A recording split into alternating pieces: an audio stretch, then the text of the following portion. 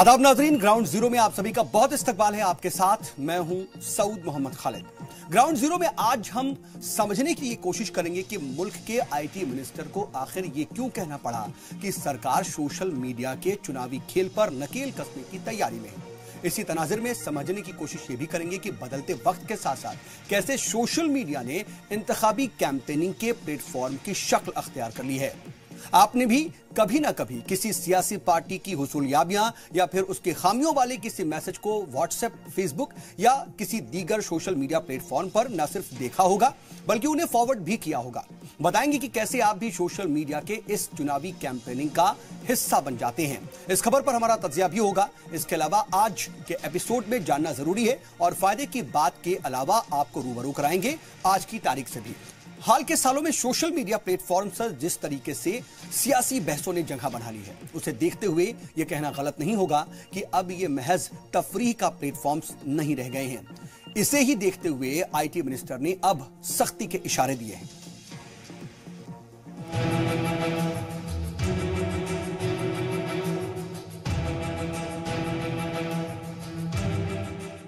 बदलते वक्त के साथ जैसे जैसे सोशल मीडिया का दायरा बढ़ता जा रहा है, वो आपसी बातचीत, सोशल गैदरिंग और हंसी मजाक से कहीं आगे बढ़ते हुए अपने सियासी नजरिए को भी जाहिर करने का बड़ा जरिया बन चुका है।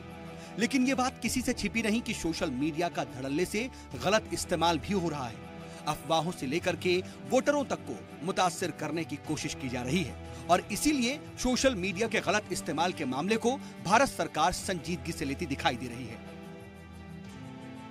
आईटी मिनिस्टर रविशंकर प्रसाद ने कहा है कि भारत के इलेक्शन प्रोसेस को सोशल मीडिया के जरिए मुतासिर नहीं करने दिया जाएगा। उन्होंने कहा कि इसके लिए डेटा सिक्योरिटी और जाती राजदारी कानून यानी पर्सनल प्राइवेसी लॉ के जरिए सख्त कदम उठाए गए हैं। आईटी मिनिस्ट्री की जानिब से इतवार को जारी एक बयान के मुताबिक अर्जेंटीना के साल्टा में 22-23 अगस्त को मुनक्किद G20 डिजिटल इकोनॉमी के मिनिस्ट्रियल लेवल इजलास को खिताब करते हुए रविशंकर प्रसाद ने कहा कि सोशल मीडिया के जरिए डेटा का गलत इस्तेमाल करने की रिपोर्ट को भारत ने संजीदगी से लिया है। डेमोक्रेटिक प्रोसेस से कभी समझौता नहीं किया जाना चाहिए। ऐसे प्लेटफॉर्म्स को हमारे इलेक्शन प्रोसेस को मुतासिर करने की इजाजत कभी नहीं होगी। भारत इस अमल को नुकसान पहुंचाने वालों को रोकने और उन्हें सजा देने के लिए जरूरी कदम उठाएगा। रविशंकर प्रसाद ने आगे ये भी कहा कि कोई गैर मुल्की तंजीम या कैम्ब्रिज एनालिटिका भारत में इलेक्शन को मुतासिर करने के लिए हिंदुस्तानियों के डेटा का गलत इस्तेमाल नहीं कर सकती। भारत में इलेक्शन बहुत शफाफ और महफूज हैं। सरकार ने सोशल मीडिया प्लेटफॉर्मों से कहा है कि वो फेक न्यूज या गलत खबरों का टेलीकास्ट नहीं कर सकती। ये कबूल नहीं होगा। गौरतलब है कि मरकजी वजीर का ये बयान ऐसे वक्त में आया है जब CBI British consultancy firm Cambridge Analytica के खिलाफ मुबैना तौर पर फेसबुक पर भारत के लोगों के पर्सनल डेटा का इस्तेमाल करने को लेकर प्राइमरी जांच शुरू कर चुकी है। बता दें कि ब्रिटिश कंसल्टेंसी फर्म पर अमेरिका में 2016 में हुए सदारती इंतखाबात में भी मुबैना तौर पर मुदाखलत करने का इल्जाम है।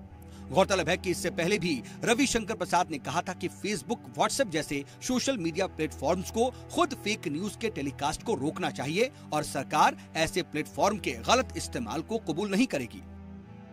जी सलाम के लिए सऊद मोहम्मद खालिद की रिपोर्ट। बदलते वक्त के साथ सोशल मीडिया का इस्तेमाल भी बहुत तेजी से बदल रहा है। बता दें कि बदलते वक्त के साथ सोशल मीडिया का गलत इस्तेमाल बढ़ता हुआ देखा जा रहा है। आम लोगों से लेकर के सियासी पार्टियां और तमाम बड़ी कंपनियां तक आज इस बड़े प्लेटफॉर्म को अपने हक में इस्तेमाल करने के तरह तरह से गलत कदम उठाने से भी पीछे नहीं रहती हैं। इसकी वजह भी जरा समझ लीजिए।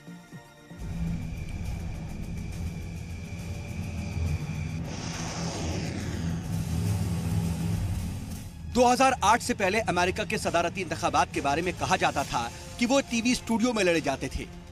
टीवी बहस में अच्छी परफॉर्मेंस की बुनियाद पर न सिर्फ वहां दोनों सियासी जमातों के उम्मीदवार फाइनल होते थे बल्कि आखिरी फैसले को भी टीवी डिबेट मुतासिर करती थी। लेकिन 2008 के अमेरिकी सदारती इंतखाबात में ये बदल गया। उस वक्त तक अमेरिका में डिजिटल और सोशल मीडिया बहुत असरदार हो चुका था और ये कहा जाने लगा कि अमेरिकी सदारती इंतखाबात सोशल मीडिया पर लड़े जाते हैं। उस इलेक्शन के बारे में अहम मार्केट रिसर्च तंजीम प्यू रिसर्च की स्टडी बताती है कि अमेरिका के हर 4 में से 3 इंटरनेट यूजर ने उस इंतखाबी बहस में इंटरनेट के जरिए हिस्सा लिया या इंटरनेट से इंतखाबात से मुतालिक जानकारियां ली। यानी कुल मिलाकर 2008 में 55% अमेरिकी वोटर्स इंतखाब में इंटरनेट के जरिए भी सरगर्म रहे। प्यू रिसर्च के मुताबिक अमेरिका की तारीख में 2008 में पहली बार आधे से ज्यादा वोटर्स ने अपनी राय बनाने के लिए इंटरनेट का इस्तेमाल किया। अब ऐसे में सवाल ये उठता है कि क्या अमेरिका का ट्रेंड भारत में भी नजर आएगा? 2008 के बाद अमेरिका में 2 सदारती इंतखाबात हो चुके हैं और ये कहा जा सकता है कि अमेरिकी सियासत में इंटरनेट और सोशल मीडिया पूरी तरह से आ चुका है। सियासी जमातें अपने सारे बयान सोशल मीडिया पर ही जारी कर रही थी। वहाँ बहसों की लोकेशन शिफ्ट हो चुकी थी और टीवी स्टूडियो की जगह सोशल मीडिया ने ले ली थी।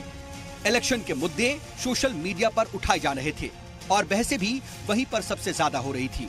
वहीं 2016 में अमेरिका में हुए आखिरी सदारती इंतखाब का सबसे बड़ा स्कैंडल भी सोशल मीडिया के मैनिपुलेशन के जरिए पब्लिक ओपिनियन को मुतासिर करने के इल्जामात को लेकर के ही है, जिसके तार रूस से जुड़े पाए जा रहे हैं। हालांकि इस बारे में अभी तफ्तीश जारी है। अमेरिकी इलेक्शन में सोशल मीडिया के असर का ये बड़ा सबूत है। अब अगर बात भारत की करें तो भारत में इंटरनेट देर से आया। तब तक दुनिया में ईमेल होने लगे थे, सर्च इंजन और ब्राउजर आ चुके थे। 1995 में विदेश संचार निगम लिमिटेड यानी कि BSNL ने भारत में कमर्शियल इंटरनेट की शुरुआत की। दुनिया के बाकी देशों के मुकाबले ये एक सुस्त शुरुआत थी, लेकिन सोशल मीडिया के मामले में भारत दुनिया के लगभग साथ चला। फेसबुक और ट्विटर दोनों अमेरिका में डेवलप हुए, लेकिन वो सारी दुनिया के लिए एक साथ दस्तयाब हुए और इन प्लेटफॉर्म से जुड़ने के मामले में जुग्राफियाई और देश की सरहदें रुकावट नहीं रही। यही वजह है कि भारत में आज 27 करोड़ से ज्यादा फेसबुक यूजर्स हैं। ट्विटर से जुड़े लोगों की तादाद लगभग 2.5 करोड़ है, जबकि व्हाट्सएप इन दोनों से भी तेज दौड़ा और 2009 में बाजार में आने के बाद आज व्हाट्सएप यूजर्स 20 करोड़ से ज्यादा हैं। व्हाट्सएप के बढ़ने की रफ्तार सबसे तेज है। भारत सोशल मीडिया कंपनियों के सबसे बड़े बाजारों में शामिल है। ऐसे में सियासी पार्टियां भी सोशल मीडिया पर मौजूद बड़े वोट बैंक को साधने, उन्हें मुतासिर करने में जोर शोर से जुटी हुई हैं। इसीलिए अमेरिका की ही तरह भारत में भी अमूमन हर सियासी पार्टी और हर नेता सोशल मीडिया पर सरगर्म है। नरेंद्र मोदी के ऑफिशियल फेसबुक पेज को 4.30 करोड़ लोगों ने लाइक किया है और राहुल गांधी के फेसबुक पेज को 17 लाख लोगों ने लाइक किया है। अखिलेश यादव पेज को लाइक करने वाले 67 लाख और तेजस्वी यादव के पेज को लाइक करने वाले 11 लाख लोग हैं। वहीं ट्विटर पर नरेंद्र मोदी को 4.2 करोड़ लोग फॉलो करते हैं तो राहुल गांधी को 70 लाख लोग फॉलो करते हैं। जाहिर है इतने बड़े वोट बैंक को साधने के लिए हर तरह के हरबे अपनाए जाने के खदशात भी बढ़ जाते हैं। अभी हाल ही में British consultancy firm Cambridge Analytica के खिलाफ जिस तरह से मुबैना तौर पर फेसबुक पर भारत के लोगों के पर्सनल डेटा का इस्तेमाल करने को लेकर के इल्जाम लगा, जिसकी तफ्तीश चल रही है, वो वोटर्स के जाती मालूमात के गलत इस्तेमाल का साफ इशारा है। बता दें कि इसी ब्रिटिश कंसल्टेंसी फर्म पर अमेरिका में 2016 में हुए सदारती इंतखाबात में भी मुबैना तौर पर मुदाखलत करने का इल्जाम है। जी सलाम के लिए सऊद मोहम्मद खालिद की रिपोर्ट। तो सवाल ये उठने लगता है कि क्या 2019 में भी सोशल मीडिया के इस्तेमाल का असर देखने को मिलेगा और क्या वाकई सोशल मीडिया का जो इस्तेमाल है वो इतना ज्यादा गलत होने लगा है कि IT मिनिस्टर को यहां तक कहना पड़ा कि इसको लेकर के अब हम सख्ती से कदम उठाने वाले हैं। बताएंगे इसके बारे में छोटे से ब्रेक के बाद।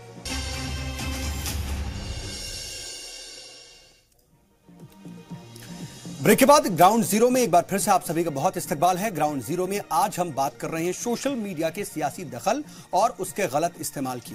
ब्रेक से पहले हमने आपको जो रिपोर्ट्स दिखाई उसको देखने के बाद आपके जहन में कई सवाल होंगे कि क्या भारत भी सियासी पब्लिसिटी के मामले में अमेरिका के रास्ते पर जा रहा है? क्या भारत में भी इलेक्शन सोशल मीडिया पर लड़े जाएंगे? क्या ये 2019 में हो जाएगा और क्या अब भारत की बारी है? दरअसल 2014 के लोकसभा इलेक्शन में सियासी जमातों ने सोशल मीडिया का जमकर इस्तेमाल किया। हालांकि बीजेपी इस रेस में आगे रही क्योंकि उसने इस मीडियम की अहमियत को सबसे पहले पहचाना और अपनी ताकत भी इस पर लगा दी। अब कोई भी पार्टी इस मीडियम को इग्नोर नहीं कर रही है। लगभग हर पार्टी के IT सेल हैं जो कि डिजिटल मीडियम पर पार्टी की बात को फैलाने और मुखालिफिन का मुकाबला करने में जुटी हुई हैं। और यह मामला पार्टी हिमायतियों और कारकुनान से आगे निकल चुका है और इसमें सोशल मीडिया एक्सपर्ट्स और कंपनियां तक भी लगी हुई हैं। पार्टी की हिमायत वाले कंटेंट को वायरल करने की सलाहियत वाले साइबर एक्सपर्ट्स लगातार मुद्दे तलाशते रहते हैं और उसके मुताबिक रिएक्ट करते हैं। दरअसल इसके लिए हमें सोशल मीडिया की ताकत को भी समझना पड़ेगा। भारत में टीवी, प्रिंट और डिजिटल मीडियम की तरक्की की जो रफ्तार है, उसे देखते हुए अंदाजा लगाया जा सकता है कि 2019 तक तो टीवी सबसे मकबूल समाचार और कम्युनिकेशन का जरिया बना रहेगा। प्रिंट की तरक्की की रफ्तार कम है, लेकिन डिजिटल मीडियम सबसे तेजी से बढ़ रहा है।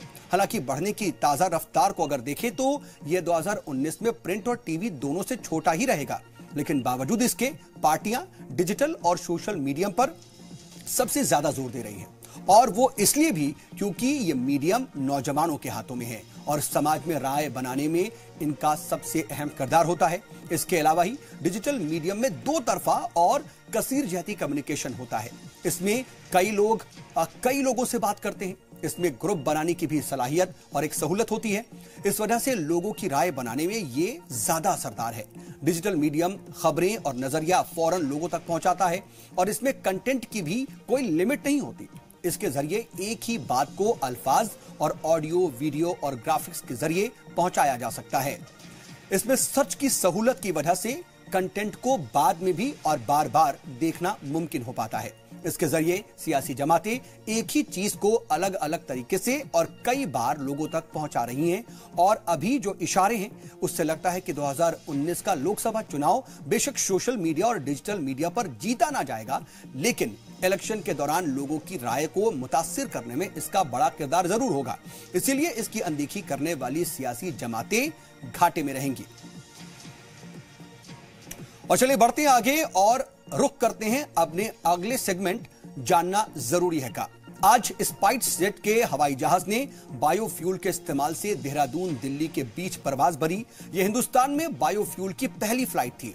अभी तक अमेरिका, ऑस्ट्रेलिया जैसे मालिक ने यह तजर्बा कामयाब रहा है। दरअसल बायो जेट फ्यूल जेट्रोफा के बीज से बना होता है, जिससे परवास की लागत में 20% तक की कमी आ जाती है। यानी इससे एविएशन कंपनियों की लागत में कमी आएगी, जिसका कि कस्टमर्स को भी सीधा फायदा मिल सकता है। 2012 में दरअसल इंडियन इंस्टीट्यूट ऑफ पेट्रोलियम ने कनाडा की मदद से वहां बायोफ्यूल से परवास का कामयाब तजर्बा किया था। अब हिंदुस्तान में अपने बूते पर ऐसा इस्तेमाल किया जा रहा है।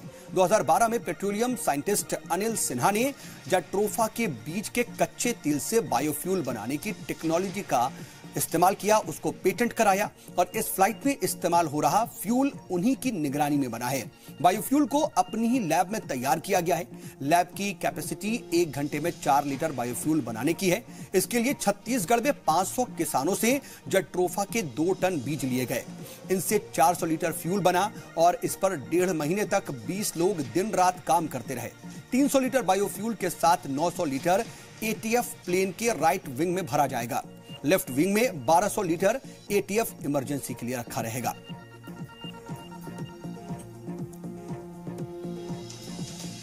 और बढ़ते हैं आगे और अब बात करते हैं आपके फायदे की। गूगल समेत 15 कंपनियों ने कहा है कि जल्द ही प्रोफेशनल्स को बिना कॉलेज की डिग्री देखे नौकरी पर रखा जा सकता है। जॉब की जानकारी देने वाली साइट ग्लासडोर के एक ब्लॉग पोस्ट के मुताबिक कई टैलेंटेड उम्मीदवार खुद सीखते हैं। इसके लिए वो रवायती तौर पर किसी एकेडमिक इंस्टीट्यूट में दाखिला नहीं लेते। इन लोगों को भी नौकरी देने की कंपनियों की जिम्मेदारी बनती है। जिन 15 कंपनियों ने बिना डिग्री देखे नौकरी पर रखने की बात कही है, उनमें Google, Ernst and Young, Penguin Random House, Costco wholesale, Whole Foods, Hilton, Publix, Apple, Starbucks, Nordstrom, Home Depot, IBM, bank of America, Chipotle और लोव्स हैं। गूगल जैसी कई कंपनियां एकेडमिक्स को ज्यादा तरजीह नहीं देती हैं। उनका मानना है कि उम्मीदवार के पास कितनी भी सलाहियत हो जाए, कितना भी किताबी इल्म हो जाए, ये जरूरी नहीं है। उसे क्रिएटिव होना जरूरी है। और 2014 में गूगल की साबिक सीनियर वाइस प्रेसिडेंट लेस्लो बॉक ने न्यूयॉर्क टाइम्स को दिए इंटरव्यू में यह कहा भी था कि अगर आप स्कूल नहीं गए, बच्चों और उनके कामों को देखें, तो आपको पता चलेगा कि वो कुछ अलग तरह के होते हैं। इस तरह के बच्चों को खोजने के लिए हमें पूरी कोशिश करनी चाहिए। कई कॉलेज जो हैं वो सारी चीजें अपने स्टूडेंट्स को नहीं देते जिनका वो दावा करते हैं। इससे कई खूबियां उभर करके सामने नहीं आ पाती हैं। इसके बाद 2015 में अर्न्स्ट एंड यंग की ऑफिसर मैगी स्टिलवेल ने हफिंगटन पोस्ट में आर्टिकल में लिखा था कि एकेडमिक काबिलियत मायने रखती है, लेकिन कैंडिडेट में टैलेंट होना ज्यादा जरूरी है। नौकरी के लिए डिग्री की पाबंदी को हम जल्द ही खत्म कर देंगे। और अब आखिर में आज की तारीख 27 अगस्त 1950 को टेलीविजन की दुनिया के तारीख में आज ही के दिन बीबीसी ने पहली बार साइट पर मबनी बराह रास्त नशर किया। नशरियात की प्लानिंग बनाने के लिए 2 महीने से भी ज्यादा का वक्त लगा था। 2 घंटे का यह नशरियात इंग्लिश चैनल के दूसरे छोर यानी कि फ्रांस से किया गया था। और चलिए इसी के साथ वक्त हो गया है आपसे विदा लेने का, लेकिन आपसे एक बार फिर हम कहते हैं कि आप अपना ख्याल पूरा रखिए, अफवाहों से दूर रहिए और अपनी सेहत को लेकर के बेदार बनिए। आपसे होगी अगले दिन मुलाकात। फिलहाल इजाजत दीजिए।